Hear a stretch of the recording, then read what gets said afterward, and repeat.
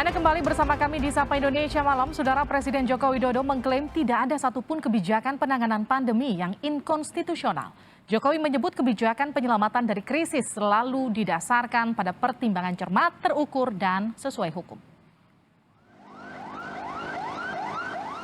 Pro kontra kebijakan pemerintah menangani krisis kesehatan dan ekonomi akibat pandemi COVID-19 dijawab Presiden Joko Widodo. Presiden Jokowi menegaskan tidak pernah sedikit pun berpikir mengambil keputusan inkonstitusional untuk menangani pandemi COVID-19. Bahwa langkah-langkah ekstraordinary yang ditempuh pemerintah dalam penanganan pandemi dilakukan dengan penuh kehati-hatian dan sudah dengan pertimbangan yang cermat. Tidak pernah terlintas dalam pikiran pemerintah sedikit pun bahwa dengan mengatasnamakan pandemi COVID-19, pemerintah dengan sengaja menempuh langkah-langkah dan cara-cara inkonstitusional. Beberapa kebijakan pemerintah yang kerap menuai kritik publik, diantaranya pemberlakuan PPKM darurat. Meski banyak negara di dunia memutuskan menempuh langkah luar biasa mengatasi krisis, namun pemerintah memutuskan kebijakan sesuai konstitusi. Presiden Jokowi menyebut setiap kebijakan pemerintah menyelamatkan masyarakat dilandasi pertimbangan terukur sesuai koridor hukum. Tim Liputan, Kompas TV. Saudara, sejumlah kebijakan pemerintah mengatasi krisis diklaim Presiden Joko Widodo selalu sesuai konstitusi. Padahal sejumlah aturan selama pandemi kerap menuai kritik dan polemik di tengah masyarakat. Seperti kebijakan yang berganti-ganti dan kecolongan pengendalian penularan. Benarkah klaim Presiden kebijakan penanganan pandemi COVID-19 sudah tepat dibanding negara lain? Kita akan bahas bersama Valdo Maldini, ini adalah staf khusus Menteri Sekretaris Negara. Valdo, selamat sore. Selamat sore, Mbak Livina. Kita juga akan sapa Pipin Sopian, juru bicara PKS. Selamat sore, Pak Pipin. Assalamualaikum. Waalaikumsalam. Saya ke Bung Valdo dulu deh. Bung Valdo, jadi apa makna dari pernyataan Presiden bahwa setiap kebijakannya tidak ada yang inkonstitusional terkait dengan penanganan COVID? Ya, hal yang ingin kami sampaikan pertama kali adalah bahwa kerja kita melewati pandemi ini sudah sesuai dengan amanah konstitusi, amanah konstitusional. Apa yang dilakukan pemerintah hari ini adalah untuk melindungi hak-hak warga negara. Kita tidak bisa lagi memilih antara maju atau mundur, karena pilihan yang kita miliki hari ini adalah musnah atau bertahan. Silakan sampaikan kritik dan masukan, tentu semuanya untuk bangsa kita. Kami yakin semua yang bisa bicara, siapapun yang bicara hari ini itu untuk Merah Putih, yang bekerja untuk Merah Putih, dan semuanya untuk Merah Putih. Aparat bekerja menyelesaikan tugasnya, ya semua agar kita semua bisa bertahan. Ataupun tindakan yang dianggap represif, tentunya itu menjadi catatan untuk kita semua. Karena situasi serupa juga terjadi di banyak negara di seluruh dunia. Maka menurut kami kita perlu menemukan solusi untuk kehidupan bersama. Dan bagi kami, pandemi ini kan isunya adalah governance. Karena kita semakin kuat dalam pengelolaan hubungan antara pusat dan daerah.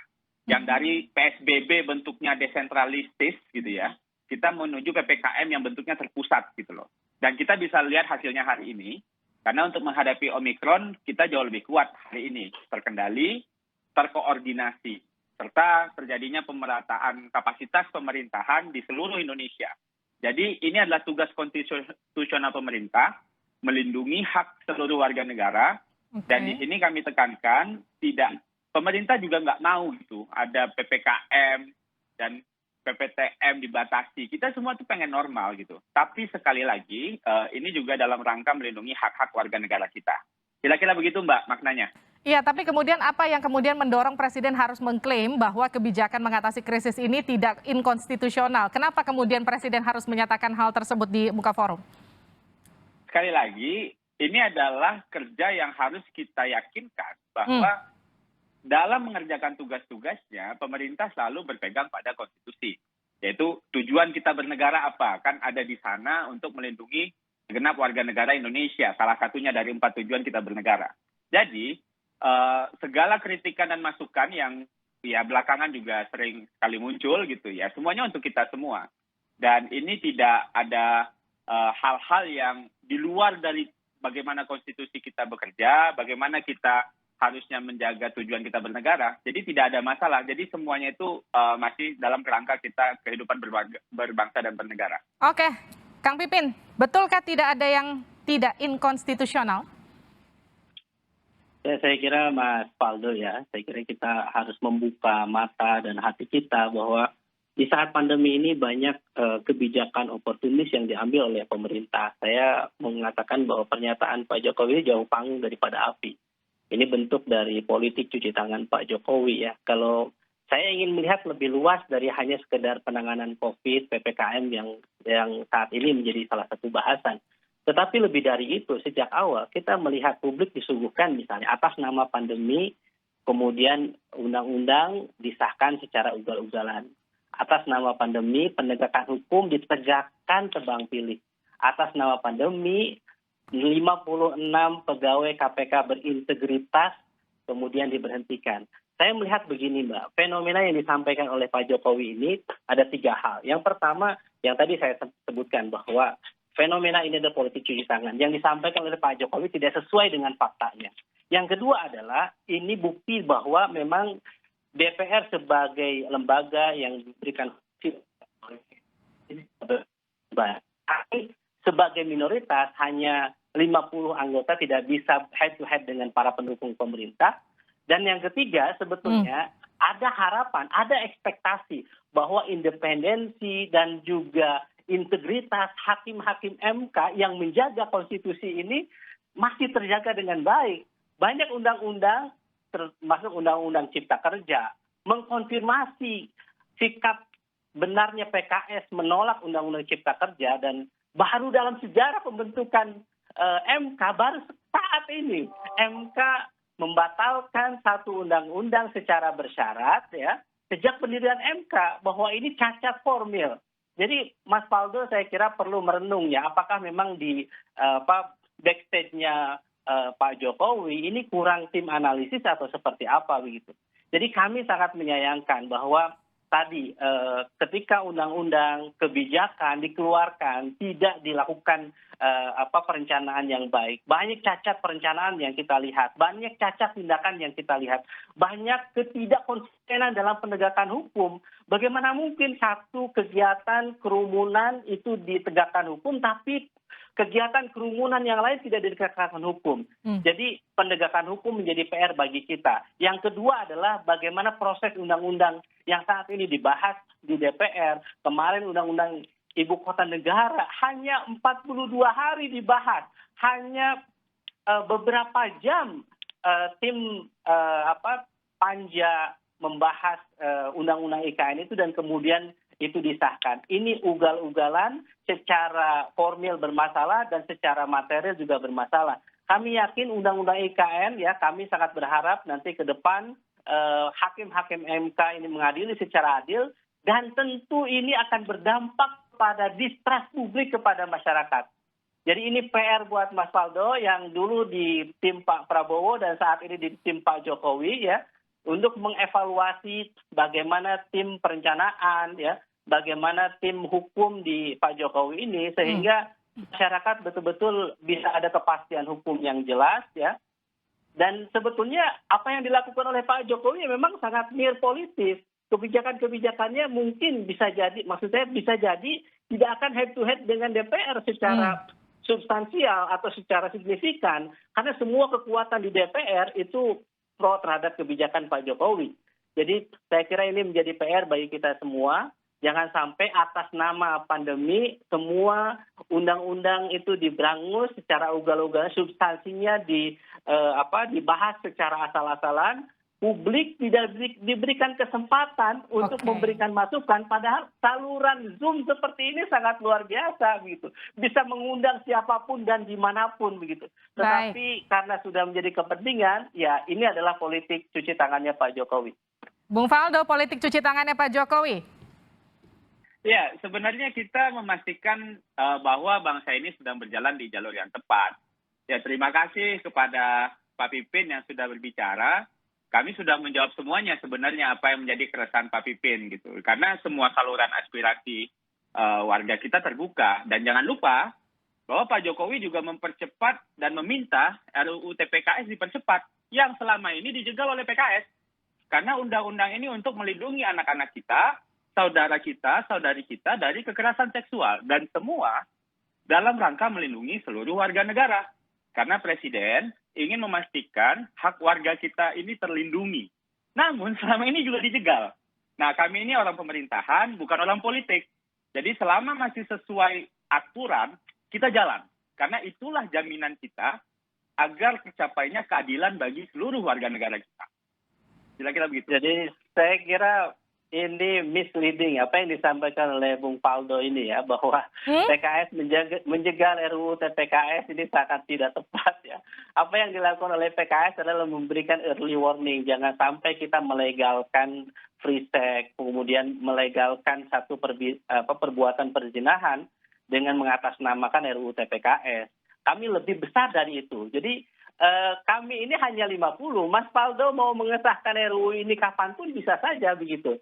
Tetapi kami punya argumentasi yang sangat clear ketika menolak RUU TPKS ini. Jadi ketika ada seksual consent di situ, Mas Faldo dulu saya kira belajar tentang seksual consent, maka itu berbahaya seakan-akan kalau misalnya ada perzinahan di atas persetujuan dibolehkan, tapi kalau kekerasan tidak dibolehkan. Secara kita adalah negara Pancasila, konstitusi kita jelas, ada agama di situ. Jadi siapapun, negara manapun, dan konstitusi ke MK waktu itu sudah memberikan mandat kepada DPR untuk membuat satu produk yang melakukan pelarangan perzinahan itu. Jadi saya kira concernnya di situ. Kami PKS ya berbicara kepada semua warga negara, kami tidak bermaksud untuk menjegal RUU TPKS. Kami setuju dengan RUU TPKS dengan syarat Undang-Undang KUHP yang di dalamnya ada pelarangan terkait dengan perzinahan itu disahkan secara bersama-sama. Kalau itu tanpa ada pengesahan Undang-Undang KUHP terlebih dahulu, maka kami khawatir masuk kepada pelegalan terhadap perzinahan atau pergaulan bebas itu.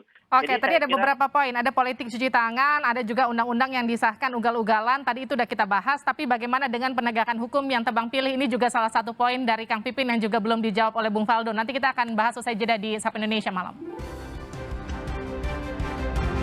Anda kembali bersama kami di Sapa Indonesia Malam, Saudara Pro Kontra. Kebijakan pemerintah menangani krisis kesehatan dan ekonomi akibat pandemi COVID-19 dijawab Presiden Joko Widodo. Presiden Jokowi menegaskan tidak pernah sedikit pun berpikir mengambil keputusan yang inkonstitusional untuk menangani pandemi COVID. Bahwa langkah-langkah ekstraordinary yang ditempuh pemerintah dalam penanganan pandemi dilakukan dengan penuh kehati-hatian dan sudah dengan pertimbangan yang cermat. Tidak pernah terlintas dalam pikiran pemerintah sedikit pun bahwa dengan mengatasnamakan pandemi COVID-19, pemerintah dengan sengaja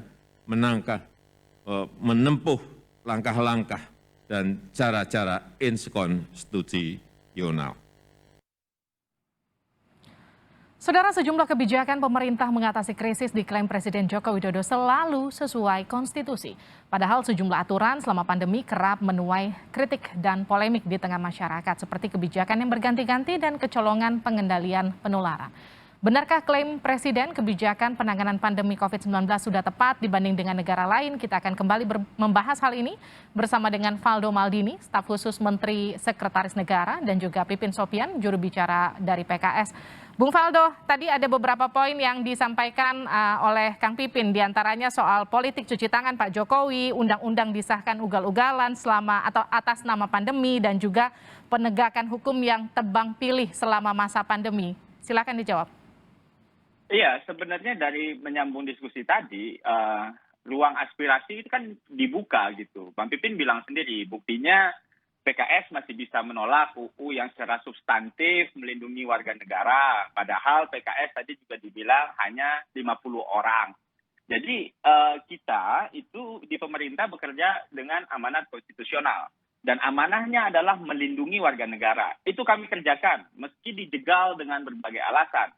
Presiden Jokowi dorong itu. Namanya RUU PKS saja dipermasalahkan sama PKS. Harus jadi TPKS gitu kan. Nah, jadi apa yang dilakukan Presiden Jokowi yaitu melindungi hak konstitusi gitu. Nah, saya tanya ke Bang Pipin, itu perlindungan konstitusional nggak? Coba dijawab. Kang Pipin? Ya, saya kira kalau Mas Faldo melihat bagaimana sikap PKS, jelas ya bahwa kami sangat mengecam semua tindakan kejahatan seksual ya kepada siapapun ya, terutama para korban, dan PKS adalah partai yang terdepan membuat pusat-pusat pelayanan, kemudian konsultasi kepada korban-korban kekerasan seksual. Oke. Jadi apalagi yang diragukan oleh Mas Faldo? Berarti Jadi saya kira gugur tadi tesis semuanya dong. Jadi yang harus dipahami adalah bahwa Mas Faldo, di DPR itu proses pembuatan undang-undang itu jelas harus lulus dari sisi formil dan material. Kami mempersoalkan produk-produk yang dikeluarkan. Saya contoh nih, satu undang-undang ya tentang nomor 2 tahun 2020 tentang Perpu nomor 1 tahun 2020 tentang disebut Perpu pandemi. MK kemudian mengatakan bahwa di situ menolak beberapa poin, terutama terkait dengan memberikan imunitas kekebalan hukum kepada aparat yang menggunakan dana COVID misalnya. Di situ jelas bahwa sikap PKS menolak Perpu itu, ya, dan kemudian MK juga menyetujui bahwa itu memang bertentangan dengan konstitusi kita.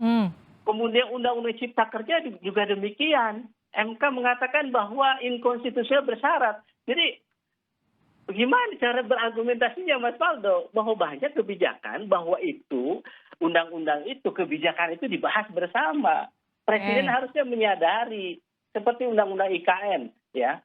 Sekarang sudah ada masyarakat sudah mengajukan judicial review ke Mahkamah Konstitusi. Kami yakin, hakul yakin, karena hanya ada beberapa undang-undang. Salah satunya adalah Undang-Undang IKN dan sebelumnya revisi Undang-Undang KPK yang dikebut, dikejar di DPR. Hanya hitungan beberapa hari saja itu sudah disahkan.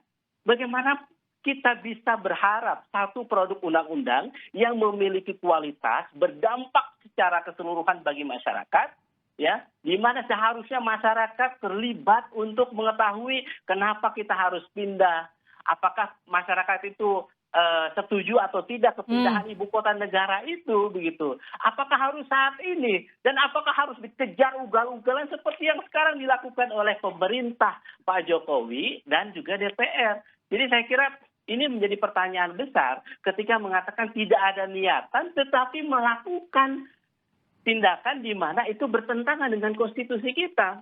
Oke, Dan Bung Faldo. nyamannya adalah Pak Jokowi memang bisa saja mengatakan apapun karena di DPR sudah aman. Kenapa? DPR mayoritas adalah pendukung pemerintahan, termasuk Mas Faldo di dalamnya. Iya, ya, tapi jangan lupa Bang Pak Pipin ya bahwa aspirasinya tetap didengarkan loh gitu. Ubah nama RUU oke. Tapi yang jelas satu hal kita kembali ke ini bahwa ini kan situasi kita situasi darurat. Ketika kita di pandemi seperti sekarang dan yang menentukan kedaruratan itu adalah Bapak Presiden. Nah, inilah fungsi pengawasan bekerja gitu. Jadi selama pengawasannya berjalan dengan baik, ya kami kira tidak perlu khawatir. Dan ini semua berjalan dengan baik, semuanya berproses dengan baik, hasilnya bisa kita lihat. Soal penegakan hukum kita banyak menegaskan bahwa pendekatan beberapa aparat kepolisian lebih ke restoratif justice. Soal UU IKN udah jelaskan juga bahwa nggak disahkan, nggak besok kita langsung berangkat, nggak gitu juga Pak Pipin. Gitu. Jadi dalam hal ini gitu ya, semuanya kan berproses gitu, semuanya juga sedang darurat dan lagi-lagi gitu, kita ingin menyatakan bahwa dalam kondisi seperti sekarang kita nggak akan pernah bergeser dari tujuan kita bernegara, yaitu untuk keadilan untuk seluruh warga negara Indonesia gitu. Nah, tapi ini menarik gitu loh, ketika Pak Pipin ngomong rute PKS, semangat betul Pak Pipin gitu. Saya sih banyak sekali nih, mudah-mudahan ada kesempatan lain. Oke.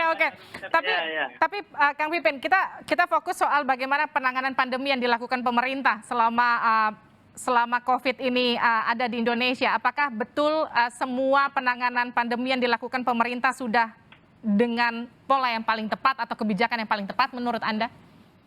Ya, saya kira di awal harus diakui oleh Mas Faldo bahwa pemerintah lambat untuk mengambil kebijakan yang tegas ya.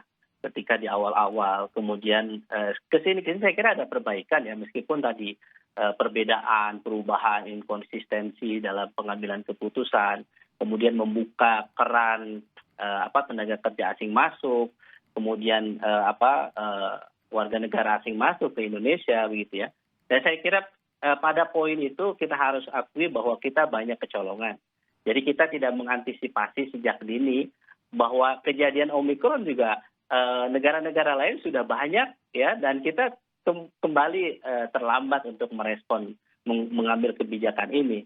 Baru saat ini kemudian sudah tersebar ya, kita kembali kita mendapatkan gelombang ketiga ini. Jadi pada poin itu ya saya kira PPKM ya atas nama tadi kebijakan pemerintah untuk mengatasi pandemi, PKS dukung ya.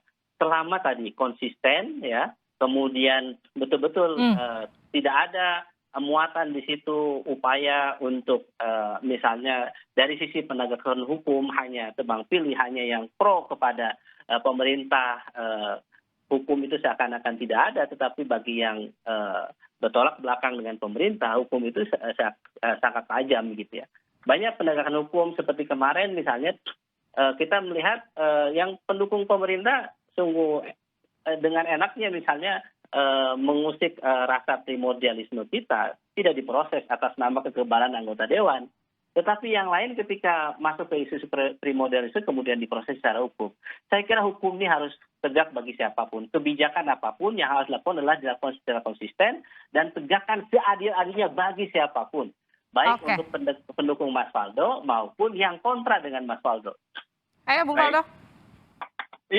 Ya intinya kalau dari kami mohon Pak Pipin, PKS harus terus bersuara gitu, jadi oposisi terus gitu, agar bagus juga kepemimpinan nasional kita. Karena kalau diawasi secara baik, tentu kepemimpinan yang akan dihasilkan akan baik juga. Intinya PKS tidak boleh diam, seperti PKS diam di RUU TPKS gitu. Karena kan PKS bagus itu hashtagnya tuh kami oposisi gitu loh. Nah jadinya itu tolong digas terus Pak Pipin. Karena kita ingin akan menciptakan kepemimpinan yang baik gitu, dan kami doakan PKS terus menjadi oposisi.